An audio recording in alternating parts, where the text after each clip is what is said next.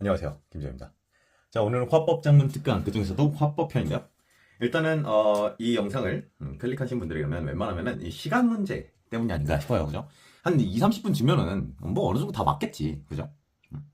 근데 이게 우리가 시험 80분에 45문제를 풀어야 되는 이 시험이다 보니까 여기에 시간을 많이 쓸 수가 없어요. 그죠?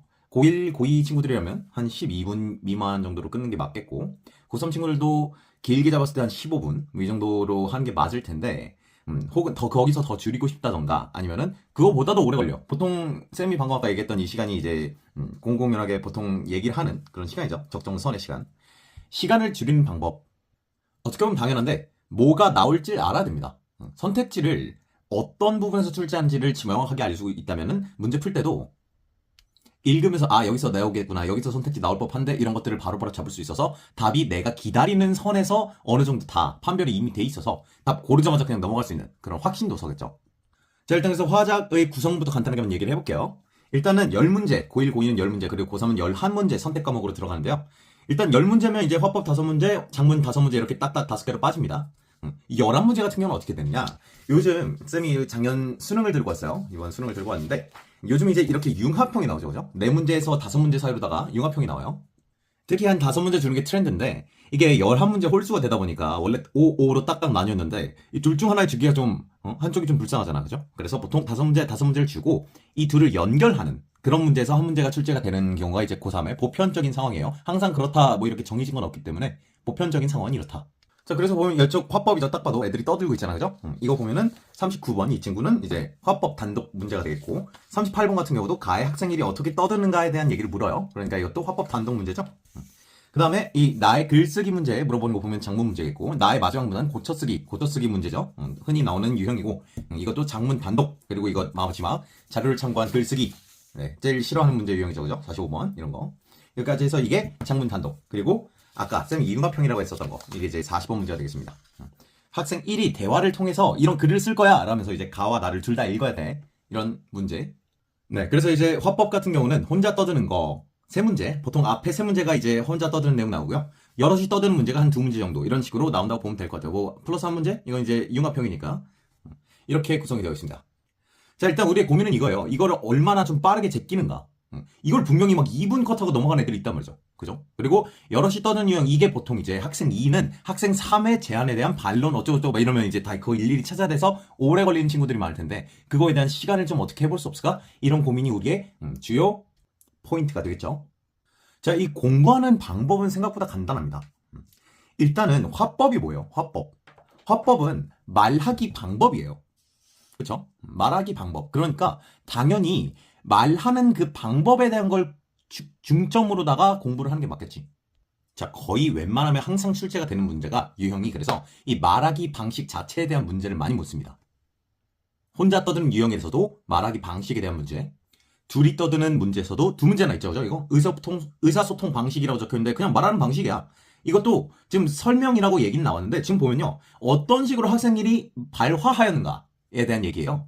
그러니까 우리 고민은 이겁니다. 지문을 이걸 발췌독을 하는 친구들 같은 경우는 이제 시간 문제적인 건 없을 거예요. 쌤도 사실, 그리고 쌤은 발췌독을 안 합니다. 발췌독을 가르쳐 볼 적이 없죠. 안 하니까 지가. 그러니까 선생님한테 발췌독을 어떻게 해요라고 하면 쌤이 가르쳐 줄 수 있는 건 없고요.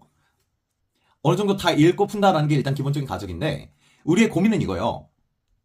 이걸 비문학 읽듯이 읽으니까 오래 걸린단 말이죠. 화법 장문을 비문학 읽듯이 뭐 물고기가 눈을 감는 모습을 상상해 봅시다.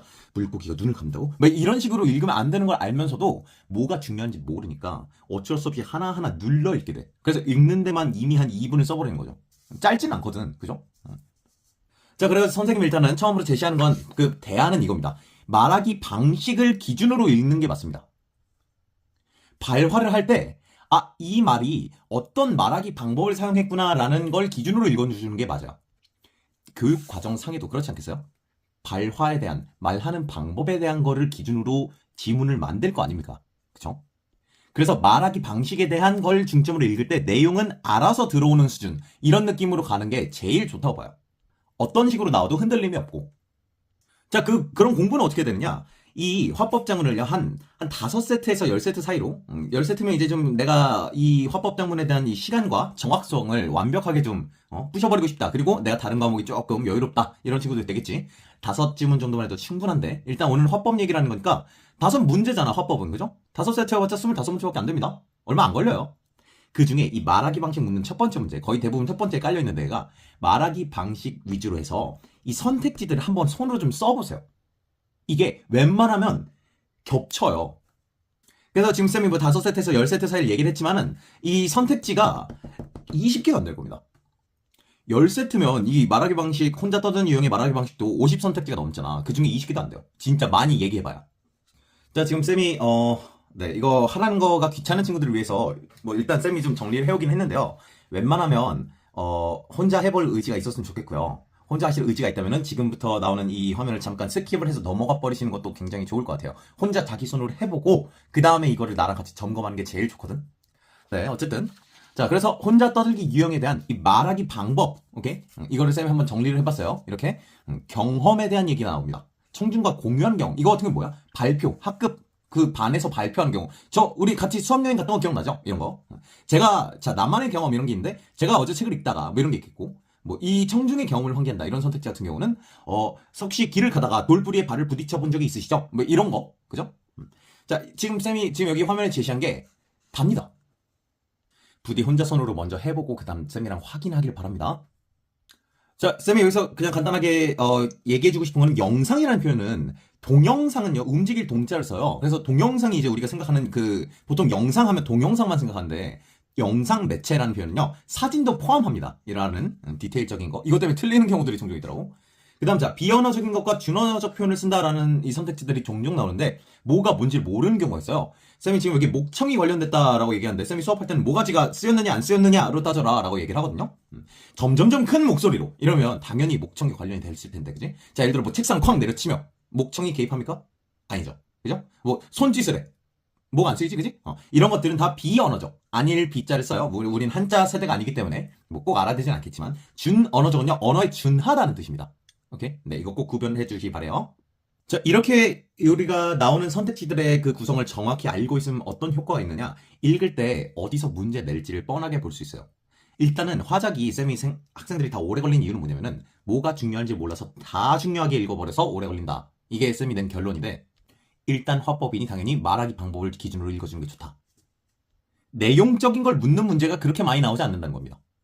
그런 건 비문학에서 평가해야 되거든. 자, 뭐 예를 들어서 청중의 반응을 살피며 이런 표현 나왔을 때 청중과 상호작용하는구나. 자, 이런 거 뭐 화면을 봅시다. 자료 제시. 시청각 자료를 활용했군. 여기선 시각적 이미지 혹은 시각적 자료를 활용했다라고 볼 수 있겠지. 근데 쌤은 지금 이거 일일이 다 짚을 수 없어. 그냥 눈에 보이는 대로 그냥 아무거나 몇 개 찝는 겁니다. 자, 뭐 활동할까요? 대답을 듣고. 자, 이거 뭐예요? 이거 되게 자주 나오는 거죠? 질문을 하고 반응을 확인한다. 보통 이런 문제는요, 그 방법 그리고 그거에 대한 효과 이런 선택지를 만듭니다. 말하기 방법은 쌤이 아까 얘기했던 이 여러 가지 얘네들이고 이 효과가 뭐냐? 자, 효과가 이런 거예요. 청중의 이해를 돕기 위해 아니면은 예측하며 듣도록 참여를 이끌어내기 위해. 자, 근데 특히 이 이해를 돕기 위해나 참여를 이끌어내기 위해 이게 틀릴 수가 있겠는지 잠깐이라도 생각해 보라는 거지. 네, 그래서 웬만하면 문제는 효과가 아닌 이 말하기 방법 쪽에서 낸다는 겁니다. 자, 선생님 이런 거 어떻게 푸나요? 자료에 대한 그죠? 발표 자료에 대한 얘기죠, 그죠? 이게 어느 정도는 내용에 대한 걸 묻는 것처럼 느낄 수 있는데 그렇지 않아요. 이 자료를 통해서 어떤 걸 설명했는가를 초점을 맞춰서 읽어줘야 됩니다. 자료를 얘기했을 때, 이 자료들이 나올 때마다 이 자료로는 이거 설명하는 거네, 이 자료로는 이거 설명하는 거네 하면서 끊어줘야 돼요. 그 정도로 접근해도 분명히 문제 푸는데 굉장히 편할 겁니다. 자, 세 번째 유형도 이제 거의 정해진 틀인데 학생들의 반응에 대한 문제죠, 그죠? 이거 같은 경우도 이 선택지들이요 거의 정해져 있는 게 많아요. 그래서 이것 또한 한번 나열을 해보시기 바랍니다. 이건 진짜 몇 개 없어요. 10개도 안 될 겁니다. 자, 그 다음 여럿이 떠드는 유형. 보통 이제 여기가 문제죠, 그죠? 이게 너무 오래 걸려요 라는 경우가 되게 많은 것 같아요. 자, 종류는 뭐 토의가 제일 많이 나오고 요즘은 토론 나오고요. 협상 요즘은 사실 잘 안 나오는데 왜 잘 안 나오느냐? 요즘 트렌드가 이 장문 글에 대한 토의를 많이 내서 그래요. 이게 융합형으로 하려다 보니까 뜬금없는 대화를 주고서 글을 써라 이러면 되게 연결고리가 별로거든. 그래서 애초에 무슨 글을 쓸까에 대해서 토론을 하거나 토의를 해요. 자, 근데 토론은 찬성과 반대가 정해져 있는 겁니다. 그렇죠? 토의는요, 의견 제시만 해가지고 어느 정도 합의점에 이르는 그런 느낌이기 때문에 토의가 훨씬 자유로워요. 그래서 여러 학생을 제시했을 때는 보통 토의로 가는 게 맞죠. 오케이? 그래서 대부분의 요즘 문제가 이렇게 나오는 이유는 융합형의 그 형태를 좀 고수하는 그런 걸 위해서이기도 하다. 자, 이것 또한 마찬가지예요. 쌤이 지금 화면에 띄워놓긴 했는데 혼자 먼저 해보길 바랍니다. 이거 같은 경우는 선택지를 두 가지 유형으로 나눌 수 있겠는데 사회자, 진행자. 지금 여기 38번 문제 잠깐 보면요. 이 38번 문제는 뭐라 나와? 학생 1에 대한 설명이냐라고 했는데 지금 보면요. 학생 1은요. 사회자 역할을 하고 있어요. 그래서 사회자가 하는 말에 대한 방식을 물어보는 선택지들이 이렇게 따로 나오고 오케이? 그 다음에 학생 2랑 학생 3이 싸워. 혹은 뭐 2, 3, 4, 5 이런 경우도 있죠. 그죠? 애들이 싸우면은 지금 여기 보면 A 그리고 B를 묻고 있는데 A랑 B에 보면요. 2와 3, 3이 2를 받고 2가 다시 이렇게 그죠? 대화를 받잖아요. 그죠? 어떻게 이 대화가 연결되는가에 대한 문제가 많이 나옵니다. 네, 그 또한 말하기 방식에 대한 문제가 되겠고 이 정도의 선택지밖에 없어요. 선생님 왜 이렇게 적어요? 자, 혼자 터진 유형에서 나왔던 얘네들은 종종 나올 수 있겠죠. 겹칠 수 있어서 겹치는 거 뺐습니다. 예. 자, 이렇게 해놓고선 뭘 해야 되느냐? 그지? 읽을 때 똑같이 말하기 방식을 기준으로 훑어본다고.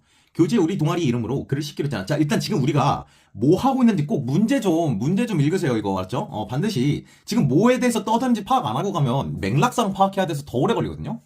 지금 전통 문화 연구 동아리야. 근데 글을 싣기로 했거든. 유네스코 인류문화의 등재 신청한 전통 한지에 대해서 쓰기로 했던 거 기억하지? 자, 이거 뭐예요? 자, 여기 나온 이 논의의 이전 논의사항 제시하기. 그죠? 자, 그럼 뭐 우수성부터 얘기해보겠대. 쌤이 여기 하나 딱 적어놨는데 이거 봤는지 모르겠는데 끊어라라고 적어놨죠. 여럿이 떠드는 유형은요 한 번에 삼키려고 하시면 안 됩니다. 한 번에 어차피 머릿속에 다 안 들어와요. 분명히 이게 챕터가 있어요. 그래서 지금 이 전통 한지 우수성부터 얘기한 게 여기. 자, 그 다음에 여기서 끊고 해결 방안에 대한 얘기를 하려고 해. 뭔 해결 방안이야? 아까 우수성 얘기하다 보니까 잘 사용되지 않고 장인들이 잘 막 기술 전수 못 받아 뭐 이런 문제점이 있어갖고 해결 방안을 얘기하려고 해요. 블라블라블라 하죠, 그죠? 그 다음에 학생 1이 보면은 지금 여기서 그냥 내용을 정리하고 있는 거예요. 네, 이 지금 같은 경우는 겨우 2덩이 정도로 나뉘지만 잘 많이 나뉘는 경우는 한 5개로도 나뉘어요. 나뉘는데 내가 그걸 안 나누고 한 덩어리로 읽으려고 하면은 문제 풀 때 어디로 돌아가야 될지를 모릅니다. 이게 어떻게 머릿속에 다 기억나. 그죠? 나도 돌아가요. 쌤도 이거 시간 재고 문제 푼다 하면 당연히 돌아갑니다. 근데 바로 여기로 간단 말이지. 돌아갈 수 있는 그 부분들을 알려면은 이 내용이 언제 끝나는가를 잘 끊어줄 수 있어야 돼요.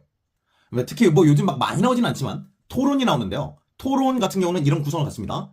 지금 여기 찬성을 깔았는데 반대가 먼저 할 수도 있어요. 상관없어요. 어쨌든 A팀의 입론을 하면은 상대방이 반대 신문이란 거래요. 반대 신문은 짧게 잠깐 시비를 거는 뭐 그 정도라고 생각하시면 되고, 그다음 입론을 또 하고 똑같이 반대 신문. 그 다음에 반론. 여기서 이제 상대방의 반박을 조목조목 구체적으로 하는 겁니다. 반론 또 하고, 그 다음 최종 반론. 뭐 이게 이제 대략적인 구성인데요. 보통 지금 쌤이 밑줄 쳐놓은 이 입론 반대신문, 입론 반대신문까지만 나와요. 왜? 길게 못 내니까. 그죠? 그렇다고 입론을 생략하고 내기엔 너무 웃기잖아. 그래서 웬만하면 여기서 보통 끊깁니다. 반대신문까지 해서. 글이 토론이 어렵다고 느낄 수 있어요. 주장과 근거 이걸 잘 잡아줘야 되거든. 특히 주장은 이미 정해져 있어요. 핸드폰을 교실에 사용하면 안 된다. 뭐 이런 유치한 토론 초등학교 때 했잖아, 그죠? 그러니까 이런 거 할 때 주장이 이미 정해져 있잖아. 주장에 포커스를 맞추는 게 아니라 근거에 포커스를 맞춰야 된단 말이지. 또한 글의 형식이 지금 이렇게 따박따박 나눠지고 있는데 이걸 내가 나누지 않고 간다 이러면은 문제 풀 때 당연히 오래 걸리겠죠. 그래서 끊어 읽는 것과 애들의 이 대화의 연결 양상, 뭐 예를 들어볼게요. 자, 보면은 그런데 쓰이는 한지는 기계로 만들거나 수입산 상납으로 만든 품질 낮은 한지가 대부분이야. 그렇게 해서 전통을 계산하는 게 어려워. 자, 민간에서 쓰이는 한지가 대부분 품질이 낮다는 건 확인이 필요할 것 같아. 자, 이게 뭐예요? 이건 뭐야? 쌤은 만약에 이게 중요한 시험도 안 했으면 이렇게 물음표 이런 식으로 해놓을 것 같아. 그러니까 신빙성에 대한 의문을 제기하나 보다. 이런 식으로 내 머릿속에 이미 얘네기 이 말하기 방식에 대한 선택지가 어느 정도 정리가 돼 있으면은 뭘 물어볼지가 웬만하면 다 뻔해요. 자, 보시면은 학생 3은 학생 2가 제공한 정보에 대해 정확한지에 대해 의문을 제기하고 있다. 나올 만한 선택지란 말이지. 이걸 내가 미리 알고 있냐 이겁니다. 그리고 쌤이 단언하는데 이거를 중심으로 읽으면 어느 정도의 내용은 다 들어오게 되어 있어요. 어차피 내용을 완벽하게 기억 못한다는 게 우리의 기본 전제입니다. 시간이 없거든. 빨리 풀어야 되거든. 그쵸? 심지어 여기서는 이건 항상 이런 건 아니지만 두 문제가 다 말하기 방식이죠. 결국 내용을 안 물어본 거예요. 그치? 뭐 이 문제 연결된 문제에서나 어느 정도 물어본 거고. 근데 이런 문제, 이런 내용 묻는 문제도 지문이 잘 끊겨 있고 이 상황에서 있던 이런 얘기를 했었고 이 부분에서 이런 얘기를 했었고 학생 2가 학생 3을 이런 식으로 비판했고 이런 것들이 명확하다면 쉽게 접근할 수 있다. 자, 그리고 이거 꿀팁인데요. 이 학생 2가 학생 3은 이렇게 적혀 있잖아요. 그죠? 이게 학생 3이 학생 2가 말한 거에 대한 얘기겠지? 따라왔니? 그지? 그러니까 2가 얘기를 했는데 그럼 이제 3이 그거에 대해서 반응하는 거에 대한 문제잖아요. 그죠? 오케이? 자, 이걸 그러니까 찾아가야 될 거 아니야. 찾아갈 때 B에 대해서라고 했던 B를 다 읽으면 안 돼요. 그지? 자, 이거 뭐야? 3이 2에 대한 거지. 그러니까 이게 순서를 지금 이 화살표 방향을 기억하세요. 2 다음 3이야. 이렇게. 2 다음 3, 2 다음 3, 2 다음 3 이렇게 하고 찾아가서 자, B부분 보면서 2 다음 3 어딨지? 2 다음 3. 아, 여기 있네. 아, 여기 있네. 그럼 이거 두 개에서만 확인하면 되는 거야. 그지? 근데 지금 뭐야? 선택지가 두 개지? 각각 하나씩 나왔겠지 뭐. 오케이. 자, 뭐는 뭐뭐가 말한 얘기에 대해서 이런 선택지들은 얘다, 얘다라는 거. 네, 그래서 일단 간단하게 화법 작문 중에 특히 화법 영역에서 어떻게 하면 더 중요한 것만 빠르게 제낄 수 있는가를 중심으로다가 한번 얘기를 해봤습니다. 일단은 마지막으로 정리를 하자면은 말하기 방법 그 자체, 오케이? 이거에 초점을 맞추면 내용은 알아서 들어올 것이고 그 안 들어온 거라면 애초에 이건 비문학이 아니기 때문에 돌아가는 게 맞겠죠. 그래야 빨리 풀 수 있다고요. 끝으로 이걸 발췌독하고 싶은 친구들이 있을 거예요. 쌤은 안 한다는 거지 추천을 안 한다거나 잘못됐다 이렇게 생각하는 거 아닙니다. 발췌독을 해도 되는데, 그러니까 친구들이 보통 이제 굉장히 빠르게 풀고 잘 맞는 친구들 중에 발췌독하는 친구들이 많을 거라서 아마 그럼 나도 발췌독을 연습해볼까? 이런 생각을 할 수가 있는데 뭐 애초에 일단 연습하기도 막막할 것이고, 그죠? 뭐 왔다 갔다 막 이러면서 푸는데 그게 흉내내려고 되는 게 아니거든. 이건요, 발췌독은 이런 공부 기반으로 가는 게 맞다고 생각해요. 일단 발췌를 한다는 건 뭐가 나올지 뻔히 알아서 되는 거거든요. 그러니까 이게 나도 발췌해야지 한다고 발췌가 쏙 하고 중요한 게 뽑아지질 않단 말이지. 뭐를 문제로 낼지를 알고 나는 거기서 문제 나올 게 뻔하니 애초에 안 읽고 그냥 풀래 이렇게 가는 건데, 네, 뭐 그럴 수 있다고 보고요. 다만 처음부터 발췌독 연습한 건 쌤은 개인적인 의견이지만 무리가 있다라고 생각해요. 네, 여기까지 얘기를 하고 다음 시간에는 작문 어떻게 하면 좀 더 시간을 줄이고 정확도를 올릴 수 있는가에 대해서 얘기를 해보도록 합시다. 쌤이 얘기한 대로 꼭 공부를 해보기 바랍니다.